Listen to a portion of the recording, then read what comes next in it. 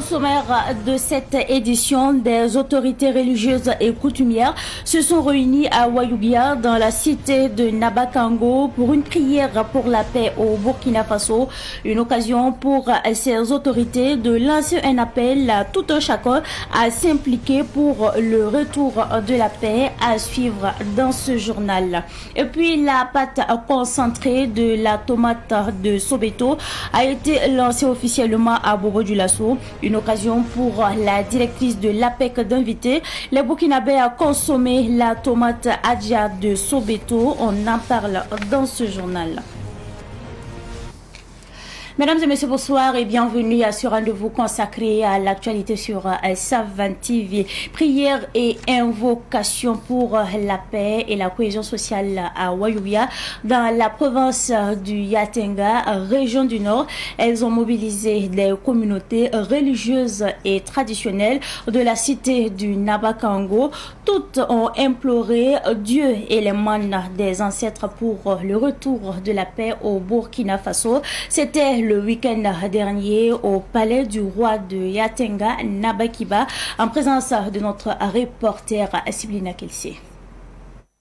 Cette prière a mobilisé toutes les communautés religieuses et traditionnelles de Ouayouguia qui ont imploré Dieu et les mannes des ancêtres pour la sécurité, la cohésion sociale et la paix. Toutes se disent prêtes, en plus des prières, à travailler concrètement pour le retour de la paix. L'union fait la force. Dieu dans le Saint-Coran nous dit également que lui, il a fait de la communauté une grâce. Lorsque vous vous mettez ensemble et que vous fassiez une synergie d'action, vous avez la forte chance de réussir. Je loue, je félicite cette démarche de tout cœur, cette initiative combien noble qui a permis que toutes les confessions religieuses puissent se retrouver ici pour prier pour la paix. Rien ne dépasse la paix. Notre souhait, c'est que chacun puisse participer effectivement et activement à la recherche de la paix au niveau du Burkina Faso. La paix nous permet de travailler, la paix nous permet de prier. Et si nous avons la paix, nous pouvons alors contribuer au développement de notre pays, le Burkina Faso. Les forces morales du Yatenga ont aussi prié pour que Dieu protège le président du Faso, Ibrahim Traoré, et lui donne longue vie. Les coutumiers ont immolé un bœuf noir pour renforcer leur demande aux ancêtres. Écoutons le Baloum Naba. Une immolation de bœuf, de coq, un coq blanc, un coq noir, un coq rouge. Ça veut tout lier. Coutumièrement, c'est l'ensemble de ces éléments-là que nous utilisons d'habitude pour demander aux mannes et aux ancêtres tout ce que nous voulons. Et nous pensons que les prières vont s'exaucer. Moustapha Souli, initiateur de la prière pour la cohésion sociale et la paix, est satisfait de la mobilisation et de la démarche. En tout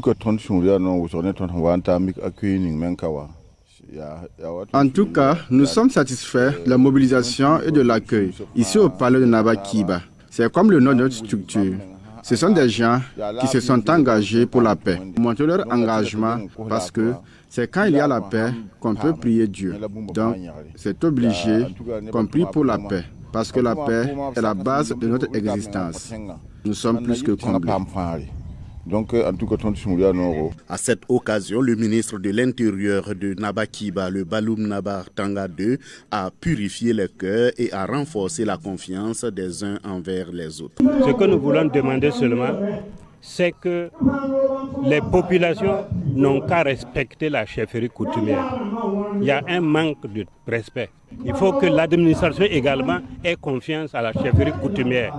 C'est cette confiance qui fera que toutes nos prières vont s'exaucer. La prière pour la paix dans la cité de Nabakango a constitué une occasion supplémentaire de retrouvailles des filles et fils du Yatenga et de leurs pères et amis autour de l'essentiel. La rupture collective de jeunes pour donner du sourire aux orphelins et personnes déplacées internes de Pazani dans l'arrondissement 9 de la ville de Ouagadougou. C'est une initiative de la communauté musulmane du Burkina Faso qui témoigne sa solidarité à ces personnes démunies. La rupture collective de jeunes a eu lieu le vendredi dernier en présence de notre reporter Yacouba Kemtori. La communauté musulmane du Burkina Faso communie avec les orphelins et les personnes déplacées internes de Pazani. À travers une rupture collective, elle prône la solidarité en ce mois de jeûne musulman. La finalité visée par les jeunes, c'est de permettre aux fidèles, à tout le monde de sentir la faim, la soif, se mettre à la place des autres pour sentir ce qu'ils ressentent. Ainsi, cela vous permet de prendre conscience de leur situation et de pouvoir aussi les soutenir. C'est dans ce cadre que Monsieur le Président de la communauté musulmane a initié cette rupture pour accompagner les orphelins, pour accompagner les PDI, pour accompagner les veuves et de s'asseoir avec eux, de prendre des repas communs. Cela nous permet de renforcer les liens sociaux, de renforcer la cohésion entre nous. Le message que nous voulons apporter ce soir, c'est un message de solidarité. Message de solidarité en ce sens qu'en cette période où nous devons à la fois nous souder entre nous Burkinabés pour la défense de la patrie, c'est l'occasion de penser à ceux qui ont été contraints de se déplacer hors de chez eux pour porter le message fort que nous sommes ensemble avec eux et que nous défendons la patrie ensemble. Nous supportons nous ressentons ce qu'ils supportent en ce moment. Cette rupture collective de la communauté musulmane du Burkina avec les orphelins et les PDI est la deuxième du genre après celle de 2023. Les PDI remercient le président de la communauté musulmane du Burkina Faso, El Hadj Moussa Kwanda, pour la marque de solidarité envers elle. C'est un grand sentiment de plaisir, avec grande joie que nous sommes là. On les remercie grandement pour cette organisation pour nous. Vraiment, on sent que nous ne sommes pas délaissés. Nous sommes considérés par cette communauté. Donc c'est un grand joie pour nous ce soir de recevoir cette saison-là sur le site. Les membres de la communauté musulmane et les personnes déplacées internes ont aussi prié pour le retour de la paix au Burkina Faso. Invite est faite à toute la population à la culture de la solidarité. Rupture collective toujours, tradition respectée à Curieux Média de El Hadj Ahmed Nabalma. Le personnel a communié samedi dernier avec son public à travers une rupture collective de jeunes à son siège à Sabtenga. Les associations des fidèles auditeurs invités ont formulé des bénédictions pour l'entreprise de presse. Retour justement sur cette rupture collective avec notre reporter Abdoulaye Kinda. À cette rupture collective des jeunes de Ramadan, à Curieux Média à son nouveau siège de Sabtenga, à la sortie nord de Ouagadougou, population du quartier, fidèles musulmans, lecteurs, auditeurs et personnel de l'organe ont communié.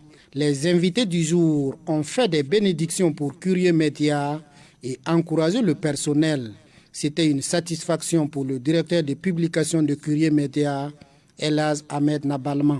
Chaque année, nous réunissons donc les travailleurs, le personnel de Curieux Média pour la rupture collective du jeune. Alors cette année, la tradition a été respectée, mais nous avons allongé donc cette tradition avec les auditeurs. Voilà, c'est la spécificité, sinon donc de cette tradition. Donc les auditeurs ont été invités à prendre part à cette rupture collective. Et merci bien tous et toutes. Ils sont sortis, ils sont venus, les auditeurs, les auditrices, voilà, du quartier de Sabtenga, mais aussi de partout, de toutes les radios sont là ce soir. Et c'est vraiment une joie pour nous. El Hadj Ahmed Nabalma a souligné que les portes de Curieux Média sont toujours ouvertes pour ceux qui veulent nouer des partenariats.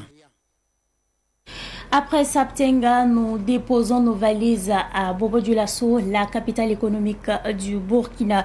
Les premiers responsables de la société burkinabé de tomates ont mis officiellement sur le marché les concentrés de tomates de la marque Adia. Les premières boîtes sont sur le marché dans les boutiques. Le constat de cette sortie officielle des produits de la Sobeto avec Longasida Thomasondo de Savane Media Ouest. Les commerçants à l'usine de la Sobeto, tous s'attirent pour faire sortir chacun plus de 1000 cartons de la pâte de tomates de la Sobeto. Selon eux, la pâte concentrée de tomates de la Sobeto se distingue par sa qualité supérieure et l'absence de colorants, répondant ainsi aux attentes des consommateurs soucieux de la qualité de leurs aliments. Tomates importées, nous les avons tous analysées. Nous avons vu que l'expérience que le laboratoire a fait, la tomate est de vraie concentration et ne contient aucun constituant. Ça correspond aux productions bio et naturelles. Parallèlement, la directrice de la promotion de l'entrepreneuriat communautaire a lancé un appel aux populations en les invitant à consommer ces produits locaux. Selon elle, la construction de cette usine de tomates, le Burkina peut se réjouir d'avoir tenu un pari en faisant de la transformation endogène de son économie. Si chaque souscripteur avait l'occasion de visiter cette usine, je pense qu'à la sortie, chacun pourra augmenter évidemment sa part sociale. L'usine fonctionne très bien et les boîtes sont là. Nous les félicitons d'avoir accepté se mobiliser autour de ce programme présidentiel. Donc c'est un fait, c'est à encourager, c'est d'appeler l'ensemble des Burkinabés à continuer à souscrire et ceux qui ont souscrit à augmenter leur part sociale afin qu'on puisse asseoir les usines dans chaque région. Ces nouvelles entrant sur le marché promettent de stimuler la production locale et de renforcer l'autonomie alimentaire du Burkina Faso. Le directeur général de la Sobeto a exprimé sa satisfaction devant l'accomplissement de ce projet. Il faut dire que le 30 novembre 2024 a connu l'inauguration par le président du Faso de l'usine de Sobeto. Aujourd'hui, le 18 mars 2025, nous sommes animés par un sentiment en tout cas de fierté et de satisfaction parce que c'est ce jour qui était tant attendu. Enfin, ce jour est arrivé et nos premières boîtes en tout cas vont se retrouver dans les boutiques et évidemment dans les plats des Burkinabés. Les gammes de produits mis sur le marché par la Sobeto sont notamment des boîtes de 2200 grammes, de 850 grammes, de 400 grammes et des sachets de 60 grammes. Les prix de ces différentes gammes qui sont sur le marché sont les boîtes de 2200 grammes qui sont vendues au prix détaillant de 3700 francs CFA, les boîtes de 850 grammes à 1800 francs CFA, celles de 400 grammes à 800 francs CFA et les sachets de 60 grammes à 100 francs CFA. Dans le cadre de l'initiative présidentielle pour le développement agricole et l'autosuffisance alimentaire, le Bureau national des grands projets du Burkina accompagne les jeunes en formation en agriculture. À cet effet, une visite a été effectuée dans un centre situé dans la commune rurale de Samba, dans la région du centre, ainsi que dans un autre centre dans la commune de Lumbila, dans la région du plateau central. Retour justement sur cette immersion qui s'est tenue le vendredi dernier avec notre reporter Ahmed Joël Kampaoli.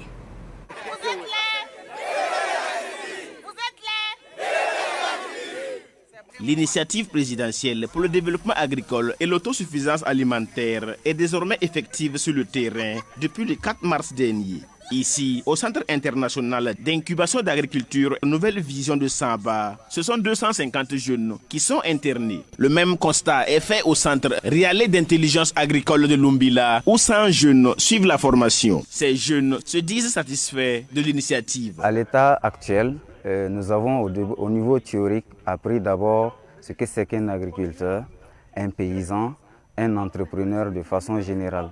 En toute sincérité, c'est une très bonne initiative. Cette initiative réellement va permettre à notre pays d'atteindre l'autosuffisance alimentaire dans les jours à venir. C'est une belle initiative et je pense que nous sommes ici, c'est une occasion pour nous. Dans peu de temps, nous allons voir que la faim va partir dans ce Burkina et partout en Afrique. Ils ont eu confiance en nous, ils nous ont placé des objectifs à atteindre. Et c'est un grand plaisir pour nous aussi d'atteindre ces objectifs-là pour leur faire plaisir. Les promoteurs des centres de formation qui reçoivent les jeunes saluent tous cette initiative présidentielle qui a pour vision d'engager les jeunes dans le développement agricole. Ici, nous formons les jeunes sur différents modules. C'est dans ce cadre que nous avons reçu les jeunes pour la formation de l'initiative présidentielle. Après la formation, ils seront aptes à produire des légumes, les vivres, les arbres fruitiers, fabriquer des engrais bio. Depuis que nous sommes là, moi je dis toujours, pour nous les Africains, c'est la terre qui nous appartient. Et quand on regarde dans le monde entier, il n'y a pas de puissance qui s'est développée sans tirer sa base dans l'agriculture. Donc aujourd'hui, nous avons un président qui est venu avec des initiatives sur ce domaine. Donc je crois vraiment à notre développement, je crois vraiment à l'atteinte à l'autosuffisance alimentaire et tout. Les jeunes sont là depuis le 4 mars qu'ils ont fait leur entrée officielle. Et depuis lors, ils ont été répartis en groupes d'apprentissage sur l'élevage, l'aviculture, production des petits ruminants, l'irrigation, etc. Nous avons produit actuellement du gombo, également aussi de l'ail, qui est en fait une spéculation dont beaucoup d'entre eux n'avaient jamais vu auparavant. Nous avons aussi enseigné les notions de base en entrepreneuriat, également aussi en intelligence agricole et également en développement personnel. Et amener ces jeunes à réfléchir de leur rôle patriotique à apporter à ce pays, dans la discipline et dans l'assiduité. Pour le coordonnateur technique de l'initiative, ces jeunes vont bénéficier d'un accompagnement après leur formation pour mettre en œuvre les connaissances acquises. Les jeunes ont déjà intégré les centres. La formation a effectivement commencé. À la fin de la formation, il y a déjà des sites qui seront dégagés dans les différentes communes à raison de 12,5 hectares par commune. Donc il y a 25 apprenants qui vont travailler sur ces sites qui seront aménagés dans ces différentes communes pour que ces jeunes-là puissent aller d'abord sur ces sites et perfectionner leur curricula et puis mettre en pratique ce qu'ils ont appris ici, une vitrine pour les autres jeunes de la commune. À cette première phase de la mise en œuvre du projet, ce sont plus de 2000 jeunes de 80 communes rurales qui sont en formation intensive de 3 mois. Ces VDP de l'agriculture comptent, avec l'appui du gouvernement, contribuer à l'autosuffisance alimentaire du Burkina Faso.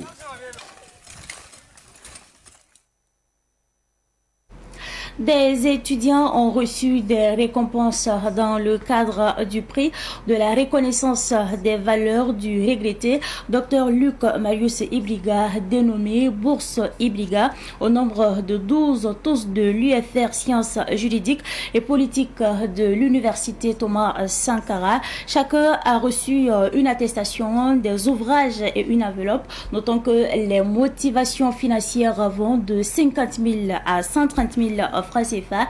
La cérémonie de remise a eu lieu ce samedi à l'université Joseph Kizerbo de Ouagadougou. On fait le point avec notre reporter Daouda Yamego.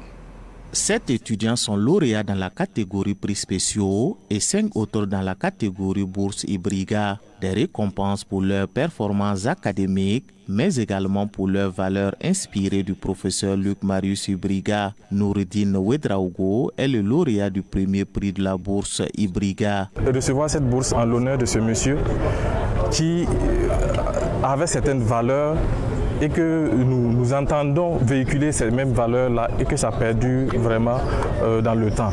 Monsieur Ibriga, c'était une personne qui était fortement attachée à la bonne gouvernance et aussi il était farouchement opposé à la corruption, d'où son passage à la tête de l'ASE-LC au Burkina. C'est une personne qui m'inspire particulièrement et j'ambitionne à cet effet devenir enseignant-chercheur.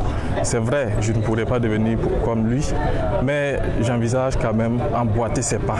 Pour le président du comité d'organisation, l'objectif est de traduire la reconnaissance de l'élite que le professeur Luc Marius Ibriga a formé et de rappeler aux jeunes la nécessité de cultiver les valeurs de cet éminent professeur d'université. Nous avons initié cette bourse pour faire honneur au professeur Ibriga, en même temps pour lancer un message très important à l'endroit de la communauté universitaire nationale et internationale qu'il était bon de célébrer les valeurs. Et nous avons des valeurs. Parmi ces valeurs, vous savez très bien que nous avons l'intégrité, nous avons la valeur valeur de probité. Nous avons aussi la bonne gouvernance politique et économique. Et le professeur Ibriga a incarné ces valeurs.